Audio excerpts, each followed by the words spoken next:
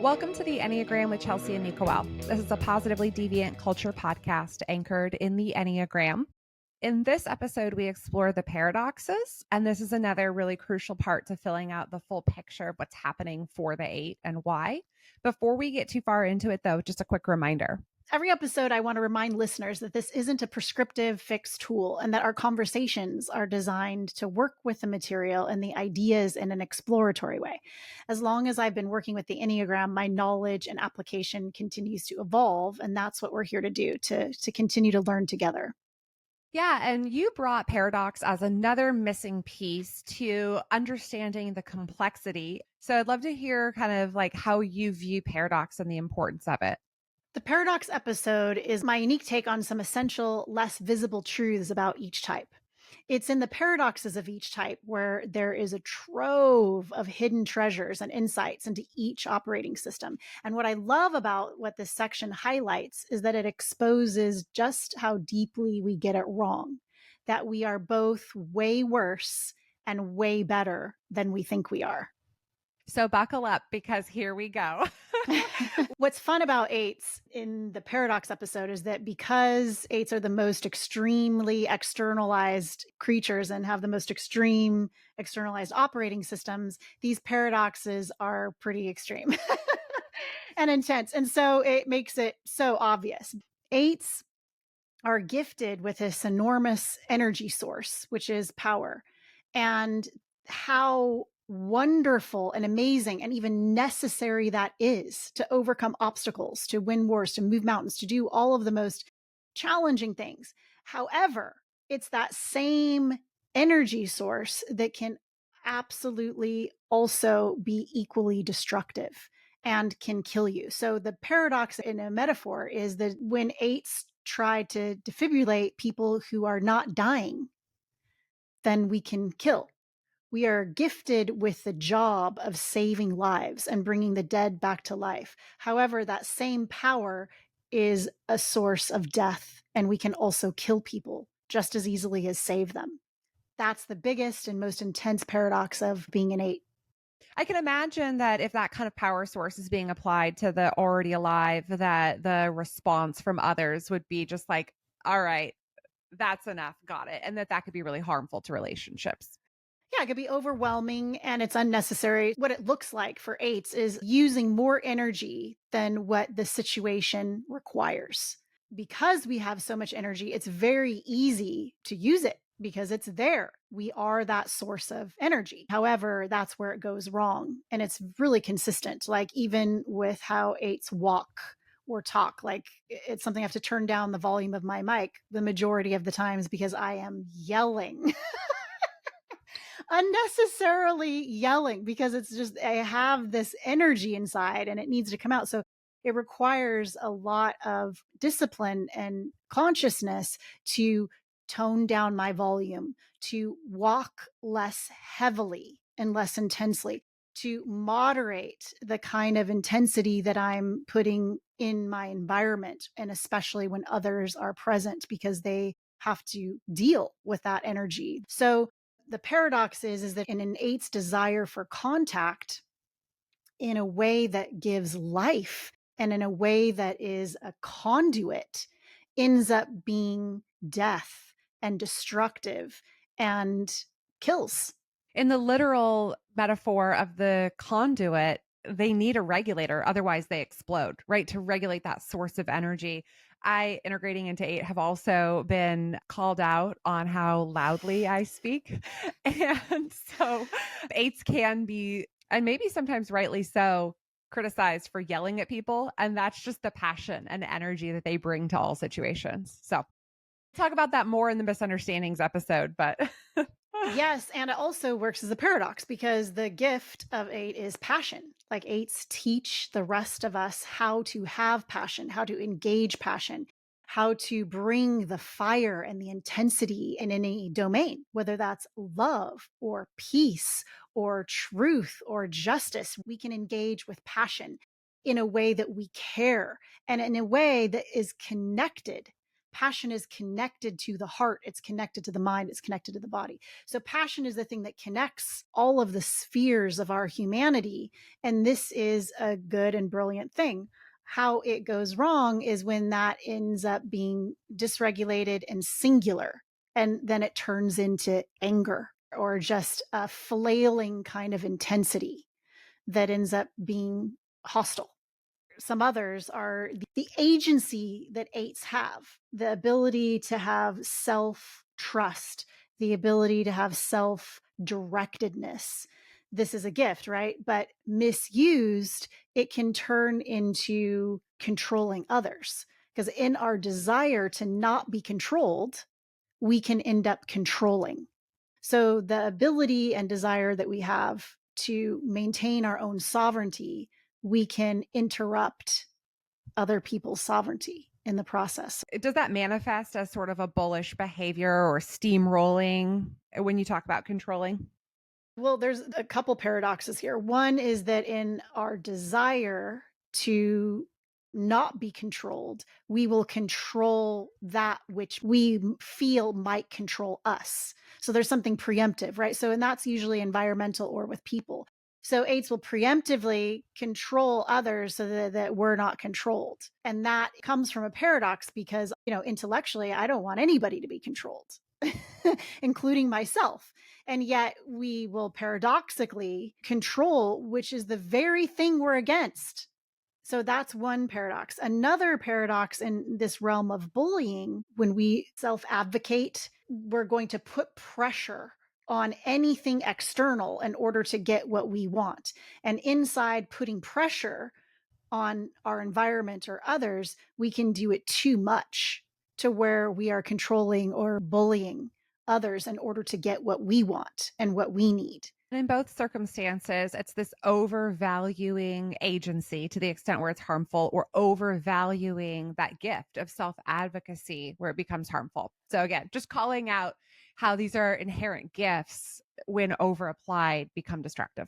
Yeah, another one is our gift of immediacy, right? We can immediately translate information and instinctually respond and react, which is a great thing until it's not, which then is just impatience, where there's no ability to hold something or sit with something or wait. And how that works out with eights is that the waiting can sometimes feel like control. That's how I feel. Like I'm impatient because like I'm not going to wait for the fucking light to change because I don't need either a machine or another human telling me when and when I cannot walk because I am better at deciding when I can walk and not. And I don't need help because I have the strength and the ability to determine that on my own. Thank you very much. I'm going to walk across the street whenever I want. That is my less conscious action. And I'm a huge jaywalker and I enjoy it. I enjoy expressing my agency in that moment. I enjoy the humans around me who are controlled by the light, watching an individual not be controlled by the light. Like all of that is such a satisfying experience to be like, yeah, fuck the light and fuck you because you're sitting there waiting like an idiot. That's my my non conscious response. But what I notice is that in that moment, waiting should be no big deal. Also, right? It should be just like, well, I mean, obviously, I'm not being controlled by the light. I'm just going to sit here and chill, and I don't have to react and respond and keep going because that's what I want to do is keep going, and I have all this energy, and I don't want to stop. It's so great to have the voice of an eight as we unpack these, because in the earlier part about stopping at the light, it's like a really helpful way to shine a light on this need to be against and actually what is driving it. What's the motivation, as well as a pure understanding of the required energy to stop the momentum of an eight. So, another one is the quality of being decisive and clear and having this determination that's available to us where we can make a decision quickly. And the paradox with that is that things become very binary. The decisiveness can exist in binaries because that's where there's easy and quickness when it's this or that, when it's strong or weak, when it's good or bad. Eights who aren't integrated into their five self, where they're actually able to be decisive in complexity and decisive inside deep sophistication of multiple options. Most eights at an average state are decisive because everything is binary. They're connected to the binary in a way that is easy for them to pick one or the other in a different circumstance. So, this is really interesting. Binary thinking isn't sophisticated and it isn't rooted in a deep reality because it doesn't include all the facets and variables that exist in any circumstance. You're in or you're out, you're good or you're bad, you're whatever, whatever, right? That's our kind of set point without being deeply integrated. Our decisiveness actually becomes a problem. Another one is independence. Eights are gifted with being deeply independent and self actuating and resourceful and resilient, all these things, right? And the paradox is that we are challenged to partner. So eights can be terrible partners. So the independence is good, but it creates the deficiency of an inability to partner, which again, this all returns us to how important it is to be integrated to all of the other eight types in ourselves so that we can be more than just one thing. And in certain moments, independence is awesome. When there's a life or death situation, you be able to do something without anybody's help because it's not available. But also, equally, partnership is critical to being successful and to winning. And so, eights can cut that off in their limited state of just being independent. Yeah, does the lone wolf resonate in that situation? They're like, I can do it better. Everybody else is stupid.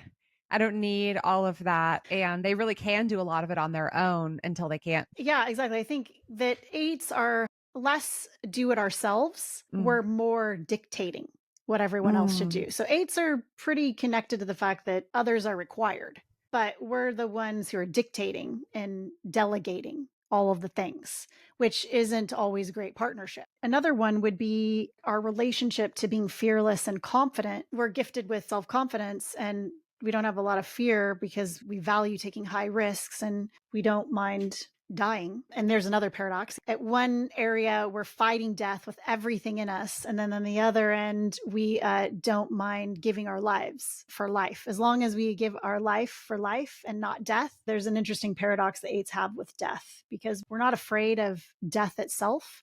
And yet we are radically and passionately fighting death.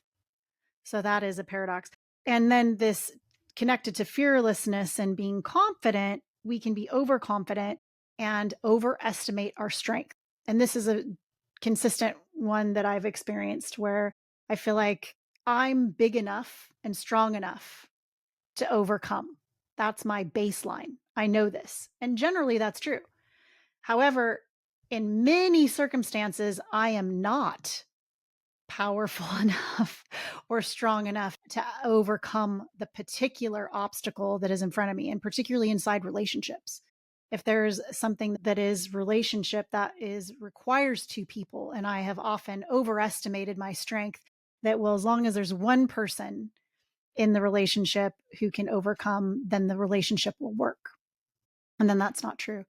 And there's other places that eights can overestimate our strength, overestimate our abilities because we're just assuming that we're more badass than we actually are.